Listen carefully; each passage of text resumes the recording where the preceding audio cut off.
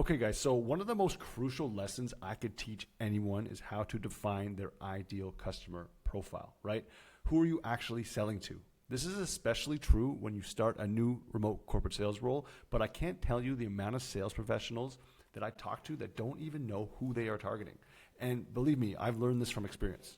Because in the past, I was spending 10, 12-hour days speaking to as many people as I could, right? I was literally talking to anybody who would pick up the phone, spending all my time with them and never closing any deals, never making any money from it, right? And this is how I burnt out.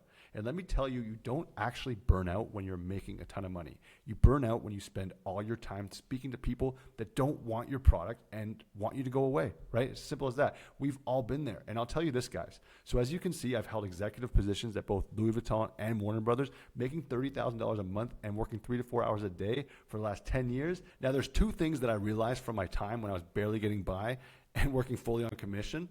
So the first thing I realized is that the money you can make in sales is 100% dependent on the quality of your employer and the products you sell. You can have incredible skills and have done sales training and joined courses, but if you don't work for a company that has good products, good marketing, and warm leads, you will never be successful, okay? Because sales has changed dramatically in the last 10 to 20 years, right? In the past, if you were a highly skilled car salesman, you would make a killing selling cars, right? Nowadays, customers are already equipped with the information they need to make a purchasing decision, right? They know the cost of the car, the reputation of the dealership, they know the prices of the same car within a 50-mile radius, right? So no matter how good you think you are or how much you have trained, your success depends only on the companies you work for, okay? And the support you receive from the organization as a whole to do your job properly, right? So skills will only get you so far. Now, we help students land six-figure base salaries at big companies in remote corporate sales, but what's also important is that when you get to these roles, you need to be hyper-focused on who you are actually selling to. So whether you are already in sales role, looking to pivot into a higher paying role, or whatever your situation is, you have to clearly define who your target avatar is, or what I like to call the ideal customer profile. So if you can remember anything from this training, remember this, okay? Don't sell to anyone, sell to someone, all right? When I'm at Warner Brothers, like I can't tell you the amount of times that I've been on calls with prospects that just aren't my prospects. They're never going to buy. I'll give you an example. I've dealt with many tourism boards and like minor bike brands, like cycling brands, in Warner Brothers, and like these guys have no marketing budget, right? And I sell media. So I'll get on the phone with them and the first thing I'll ask is, yeah, what's your marketing budget from last year?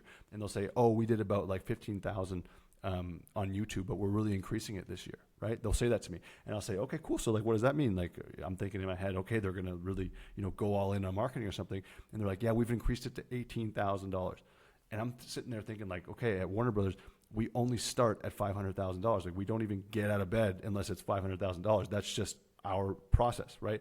My VPs would absolutely kill me if I brought a prospect that was going to spend, $20,000 with us, right? It's too much work, effort, et cetera. So that's not my avatar. So like I've refined my ICP even further over the years, right? It's super important. And I've cut out all the noise, right? I'm saving myself hours on the front end and I'm only focusing on prospects that want to buy my products, can afford the products, and have the decision-making authority to purchase, right? Why else would I be talking to them?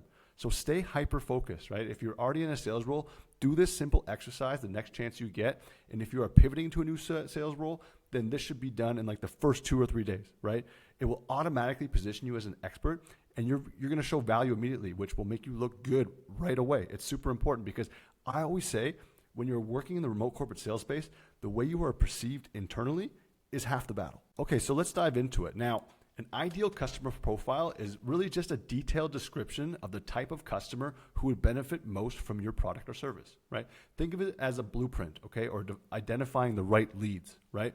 Now, it's super important because without an ICP, you're trying to sell to everyone, okay? Wasting time on prospects who aren't a good fit. There's no point in doing that. Right? But with a clear ICP, you'll know exactly who to target and how to position your solution to meet their needs, right? Your ICP should be as specific as possible so you're not just stuck there banging your head against the wall and wasting your time writing decision makers that have no need for what you are actually selling.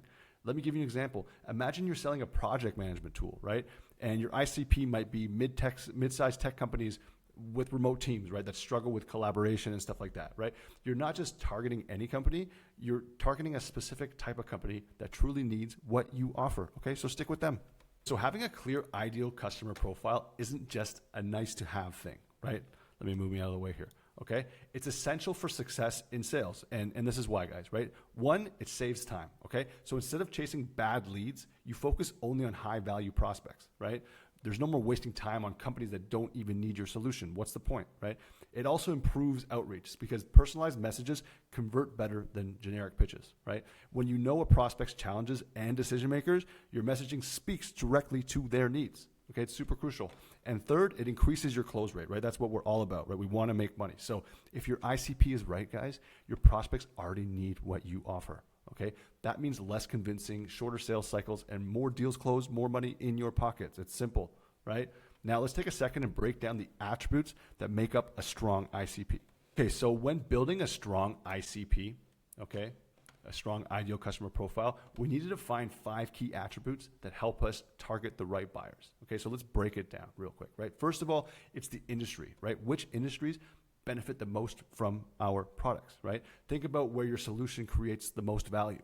Okay, are you selling to tech companies, healthcare, retail, right? Understanding this ensures you're focusing on the right market. Okay, super crucial. Now, second one is company size. Are you targeting small businesses? Maybe it's mid-sized companies or large enterprises. A startup will have different needs than a Fortune 500 company, right? So smaller companies might be more flexible, while enterprises might have longer sales cycle, bigger deal sizes. We don't know. We need to find that out, right? Third thing is locations, right? Are there geographical factors to consider? Are you selling globally or to a specific region?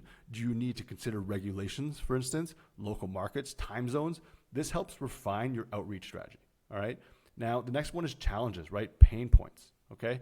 What pain points does your product actually solve, right? I can't tell you the amount of salespeople I know that don't understand how their product solves a problem. It doesn't make any sense. We need to define that quickly. So every good sale starts with a problem, right? And are your customers struggling with like inefficiencies, high costs, or outdated systems maybe? Identifying this helps you position your product as the solution. It's so crucial, guys. It's simple, but it's so crucial. Most people don't even know, okay? So finally, decision makers. Who has the authority to approve a purchase? Right? Selling to the wrong person is just a waste of time. Are you dealing with a project manager, department heads, or C-suite executive? I mean, knowing who holds the budget and decision-making power streamlines the sales process. So you're not just banging your head on the wall the whole time, speaking to the people that aren't the right people, okay? So if you can clearly define these 5 attributes, you'll build a strong ICP, and that makes prospecting, outreach, and closing deals just so much easier. Okay, so now that we've built, sorry, I'll put myself here. Now that we've built an ideal customer profile, how do we actually use it to prospect effectively, right? Here's the process. First of all, you want to use it as a checklist, right? Before reaching out to a lead, ask yourself, do they fit my ICP? Check their industry, their company size, location, challenges, right? Any decision makers you might need to contact. If they don't match, they're likely not even worth pursuing, right? We always say, don't sell to everyone, sell to someone, right? Remember that, okay? Then you want to focus your research on challenges and decision makers, right? Don't just look at a company's profile. You got to dig deeper, right? What problems are they facing that your product can solve? Identify key decision makers.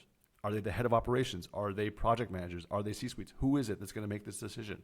The more relevant your approach, the higher the response rate, period, right?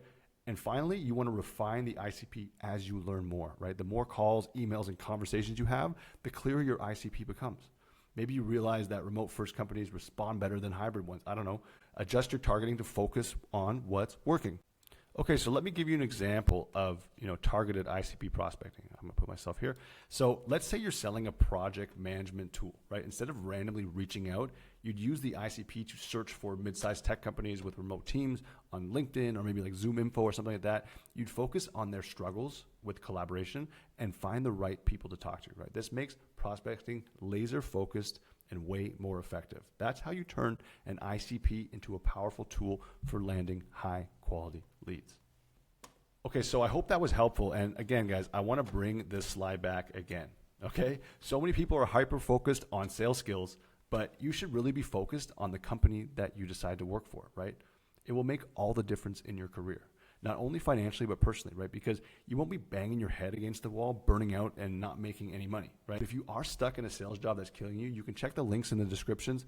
Maybe you'll find some inspiration in what we do in the space. But until next time, stop worrying about money and start doing something about it, okay? It's in your control. Have a good day, guys.